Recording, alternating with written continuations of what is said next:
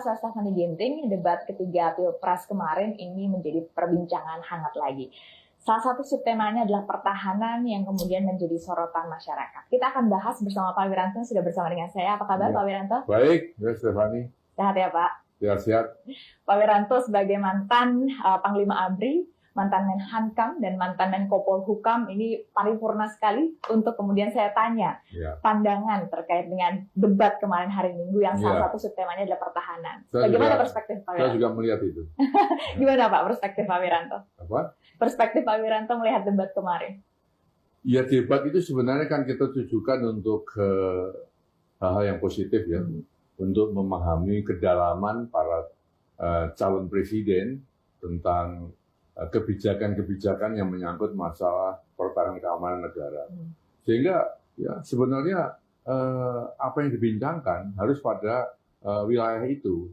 Jangan sampai kita keluar sehingga menjadi tidak fokus ya terhadap apa yang ingin diketahui publik ya, terhadap kebijakan-kebijakan calon presiden, pemahaman calon presiden, dan apa yang akan dilakukan calon presiden tentang masalah pertahanan dan keamanan negara. Ya, begitu. Salah satu isu yang mengemukakan Pak Wiranto adalah benarkah bahwa memang informasi-informasi soal pertahanan termasuk kekuatan alutsista kita itu tidak bisa dibuka kepada publik seluruhnya dalam rangka untuk keterbukaan informasi publik karena menjadi rahasia negara, Pak Wiranto? Iya, itu pun sudah disampaikan oleh Bapak Presiden ya, Pak Jokowi juga sudah mengatakan hal itu ya. Tidak semua data-data tentang pertahanan dan keamanan negara itu dapat dibuka kepada publik ya. Dan itu pernyataan yang sangat benar ya, karena didukung oleh satu undang-undang, kalau tidak salah Undang-Undang Nomor 14 Tahun 2008. Memang sudah membatasi ya, penjelasan ke publik itu ya disampaikan secara meluas kecuali kan gitu kan. Mungkin nanti silahkan dibacakan gitu. Kecuali masalah-masalah pertahanan dan keamanan yang merupakan rahasia negara. Tidak boleh memang ya dibuka kepada umum seluas-luasnya, nggak bisa. Jadi betul bahwa ya tidak semua data, kebijakan, strategi, masalah pertahanan keamanan itu bisa disampaikan ke publik seluas-luasnya, nggak bisa. Ya. Jadi kalau mengacu pada undang-undang tadi, Undang-Undang Nomor 14 Tahun 2008 soal keterbukaan informasi publik tadi, Pak Wiranto, jadi siapa yang salah? Yang bertanya dan meminta untuk data-data pertahanan kita dibuka secara gamblang atau yang menolak demi menjaga kerahasiaan negara kita? Ya, yang menolak itu memang berhak menolak karena dia paham tentang undang-undang itu.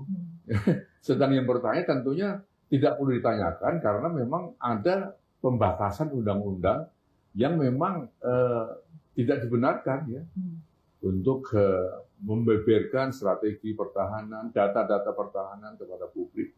Dan itu tidak perlu ditanyakan sebenarnya. Ya. Oke. Jadi untuk bisa menjadi gambaran bagi masyarakat pemirsa di TV juga, sebenarnya kalau kita mengacu kepada negara-negara lain, Pak Wiranto, ini lumrahkah bahwa hal-hal terkait pertahanan kita memang tidak bisa dibuka secara gamblang kepada publik? Ya, kita tentu harus memahami dulu ya, kita berangkat dari apa itu namanya pertahanan dan keamanan negara ya.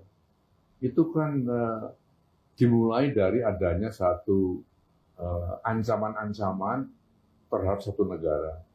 Ancaman yang bisa berupa militer ataupun saat ini tidak hanya ancaman militer, tetapi ancaman-ancaman yang lebih multidimensional. Multidimensional artinya apa? Dalam perang modern itu tidak hanya ya, menyangkut masalah pertempuran bersenjata, peperangan bersenjata, menyangkut alutsista, menyangkut kekuatan-kekuatan angkatan darat, laut dan udara, bukan. Karena kita menghadapi satu perang yang lebih lebar, ya, cakupannya lebih luas. Misalnya saja sekarang ada perang dagang, ada perang ekonomi, perang yang menyangkut masalah kedaulatan negara, tetapi sudah dimodifikasi menjadi pencurian-pencurian kekayaan negara. Ya. Ada lagi satu perang yang lebih rumit lagi yang dinamakan proxy war. Ya. Sehingga pada saat kita berbicara keamanan negara, kita jangan kemudian terjebak kepada seakan-akan kita bicara perang itu bicara perang militer, bicara alutsista. Tidak seperti itu.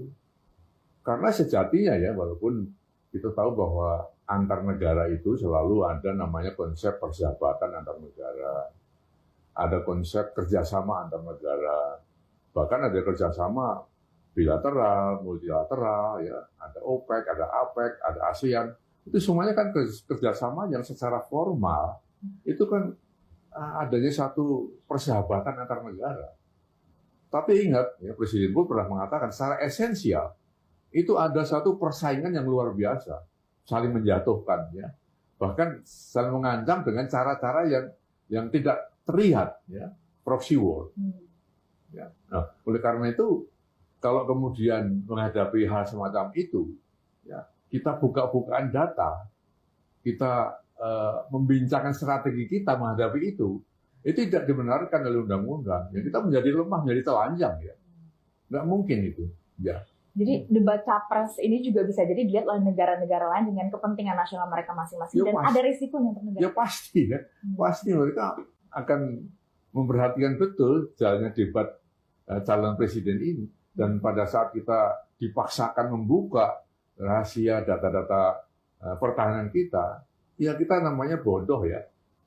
Membicarakan sesuatu strategi, kebijakan yang menyangkut kekuatan kita, yang menyangkut cara kita menghadapi ancaman, tapi kita buka. Itu kan kita bodoh namanya kan. Oleh karena itu benar bahwa Presiden pun mengatakan bahwa tidak semua, ya, data-data strategi kebijakan tentang pertahanan keamanan negara itu, ya, dibuka di muka umum. Ya. Capres Prabowo juga mengatakan Kemenhan itu tidak tertutup karena juga sudah dibuka sebenarnya setengah terbuka di DPR. Ini menurut Pak Wirianto memang forum yang tepat dibandingkan forum lain. Iya, kalau DPR yang harus tahu, ya, karena DPR itu memang partner dari eksekutif untuk membincangkan kebijakan negara. Ya. Dia juga mempunyai porsi untuk menyetujui berbagai program-program nasional, termasuk yang menyangkut pertahanan keamanan negara. Maka sebenarnya saya juga pernah melihat Pak Prabowo juga sebagai Menhan, ya, itu melaksanakan acara dengar pendapat dengan DPR, dan di sana sudah, ya, setengah dibuka sebenarnya.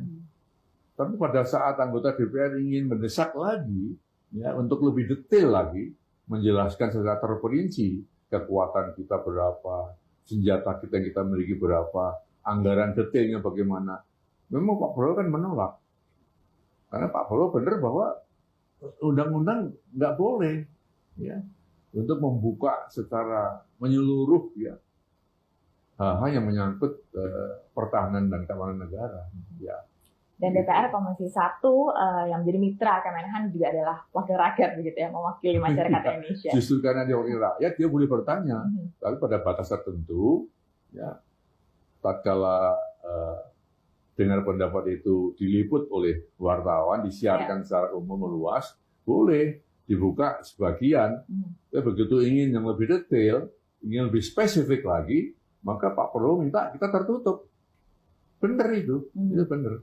Apalagi dalam debat, ya, yang disaksikan jutaan manusia, tidak hanya dalam negeri, tapi juga di luar negeri pun memperhatikan itu.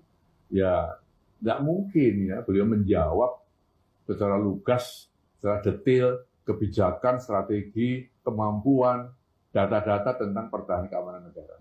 Karena soal keterbukaan data ini kan dibahas berkali-kali dalam debat Pak Wirianto, bahkan sampai membuat ada paslon yang memberikan penilaian terhadap Menteri Pertahanan saat ini, dan nilainya sangat kecil saat itu. Anda melihat gimana, Pak Wirianto? Ya, ini juga, ya, cukup mengejutkan, ya, tatkala dalam perdebatan dua paslon yang lain, ya, paslon nomor 1 dan nomor 3 sepakat untuk atau berkolaborasi untuk menilai paslon yang kedua, kan. Ini sebenarnya tidak tepat, ya, karena apa? Ya, kinerja seorang menteri, dalam hal ini Menteri Pertahanan, itu menurut saya yang bisa menilai adalah yang mengangkat menteri itu, yakni Presiden, ya. Presiden punya hak prerogatif untuk mengangkat seorang Menteri Pertahanan. Kinerjanya yang menilai Presiden. Kalau jelek ganti aja.